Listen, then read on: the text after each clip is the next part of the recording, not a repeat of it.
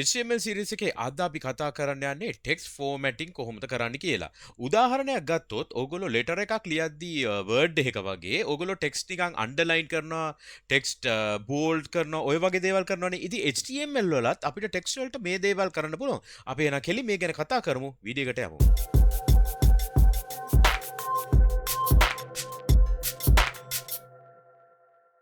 අයිබන් මගේ ෆ්‍රන්ට් යාලු හැමෝටම ඔබ මේක තුල අතරේනේ MCodes Frontend YouTube channel එකට අලුත් නම් subscribe කරලා MCodes family එකට එකතු වෙන්න. හරි. අද අපි කතා කරන්න යන්නේ text formatting techniques ගැන. ඉතින් මම අද text formatting techniques විවිධ techniques 12ක් මම ගේනවා.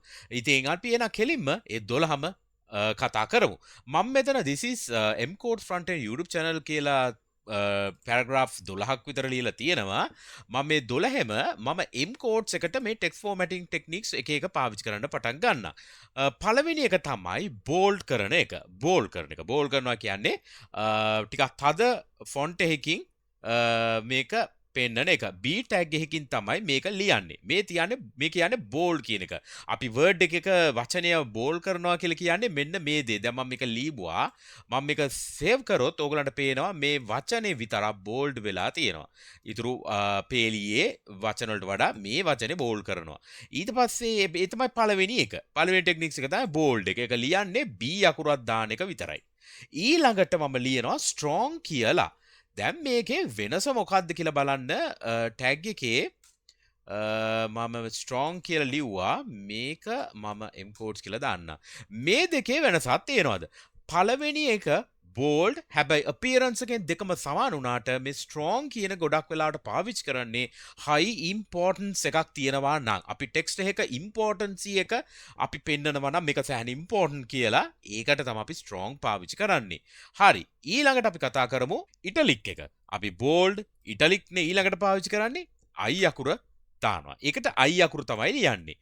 ඒකත් මම MCodes කියන එකේ මැද්දට දාන්නම්. හරි. I අකුර දාපු ගමන් මොකද්ද වෙන්නේ? මේක italic වෙලා පේනවා. මේ MCodes එක මෙතන ඔයගලන්ට පේනවා italic වෙලා තියෙනවා. හරි. මම මේක ටිකක් zoom කරන්නම් මේ විදිහට. හරි. මෙන්න මේක italic වෙලා තියෙනවා. දැන් මේ තමයි I අකුර. හරි. ඊළඟට අපි කතා කරමු EM කියන ටැග් එක. මේ EM කියන ටැග් එකයි I කියන ටැග් එකයි දෙකම ටිකක් සමානයි. මම ඒක තමයි මම මේ B ටැග් එකයි strong එකයි එක වගේ දෙකක් මම ගෙනාවේ. හැබැයි ඒකෙන් කියන දේ පොඩ්ඩක් වෙනස්. ඒකෙන් හැඟවෙන දේ. දැන් I අකුර කියන්නේ italic කරනවා කියන එක. දැන් මම මේක save කරොත් ඔයගලන්ට පේයි EM එකයි I අකුරේ ලොකු වෙනසක් නැහැ. දෙකම එක වගේ. හැබැයි මේ දෙවෙනි EM කියන එකේ තේරුම emphasize කරනවා කියන එක. හරි. ඊළඟ ටැග් එක අපි කතා කරමු. ඊළඟ ටැග් එක තමයි underline කියන ටැග් එක. මම U අකුර දාලා MCodes කියන එක මැද දාන්න. ඒකේ තේරුම මෙන්න මේ විතර underline කරලා පෙන්නනවා. ඉරක් අඳිනවා කියන එක තමයි ඒකේ තේරුම. හරි. ඊළඟ එක තමයි INS. inserted කරනවා කියලා තමයි ඒකට කියන්නේ. ඒක දැන් මේ දෙකම සමානයි. හරිද? මම මේ 12ක් විතර ගේනවා ඒ ටැග්ස්ම. ඉතින් මේ හැම ටැග් එකම කටපාඩම් කරගන්න ඕනේ නැහැ. ඕගොල්ලන්ට මේ වීඩියෝ එක දැක්කහම ඕගොල්ලන්ට අයිඩෙන්ටිෆයි කරගන්න පුළුවන් ඕගොල්ලන්ට ටැග්ස් මොනවද යූස් කරන්න පුළුවන් කියලා. ඉතින් මේ ඔක්කොම ටෙක්ස්ට් ෆෝමැටිං ටැග්ස් ටික ඔක්කොම ඉන්ලයින් එලිමන්ට්. දැන් මම මේ ටැග් එක දාපු ගාම මේක ෆුල් විත් එක ගන්නෙ නැහැ. හරිද? දැන් මම මේක රයිට් ක්ලික් කරලා ඉන්ස්පෙක්ට් කරපුවාම බලන්න මම මේ ලියන එක ටැග් එකක්වත් ෆුල් විත් එක ගන්නෙ නෑ. දැන් මං ගත්තොත් මෙන්න මේ ලියපු මේ ටික මකන්න. හරි. මේ තියෙන INS එක. දැන් මේ INS එක සිලෙක්ට් කරපුවාම මෙතන තියෙන INS එක මේක ෆුල් විත් පෙන්නුවේ නෑනේ. දැන් පැරග්‍රාෆ් එක ගත්තොත් මේ විදිහට ෆුල් විත් ගන්නවා. ඒ කියන්නේ මොකද්ද? මේක බ්ලොක් ලෙවල් එලිමන්ට් එකක්. නමුත් මේක ඉන්ලයින් එලිමන්ට් එකක්. ඒ වගේම අපි තව දාලා තියෙනවා මේ U එක. මේ එක සිලෙක්ට් කරපුවම ඉන්ලයින්. ඒකට ෆුල් විත් ගන්න නැහැ. හරිද? මේ හැම එකම ඉන්ලයින් එලිමන්ට් විදිහට තමයි යන්නේ. ඊළඟ ටැග් එක big කියලා දානවා. හරි. මම මේක MCodes කියන එක ඇතුලේ දැම්මොත් මේක ටිකක් ලොකු ෆොන්ට් එකකින් තමයි පෙන්වන්නේ. හරිද? මේක රතු පාටින් පෙන්නනවා. ඒකට මම නම් හේතුව දන්නේ ඇයි ඒ කියලා. නමුත් big කියලා ටැග් එකක් තියෙනවා. හරිද? මේ විදිහට big කියලා ටැග් එකක් තියෙනවා. නමුත් දන්නේ හේතුව මොකද්ද කියලා. කොහොම හරි මේ ෆොන්ට් එක නම් ටික ලොකු වෙලා පෙන්නනවා. ඒක තමයි big කියන එකේ තේරුම. හරි. ඊළඟට අපි කතා කරමු mark කියන ටැග් එක ගැන. මම මාක් කියලා මෙහෙම දාලා මාක් කියලා ලියනවා MCodes කියන එක මම මෙහෙම දානවා. මේක නිකන් highlight කරා වගේ.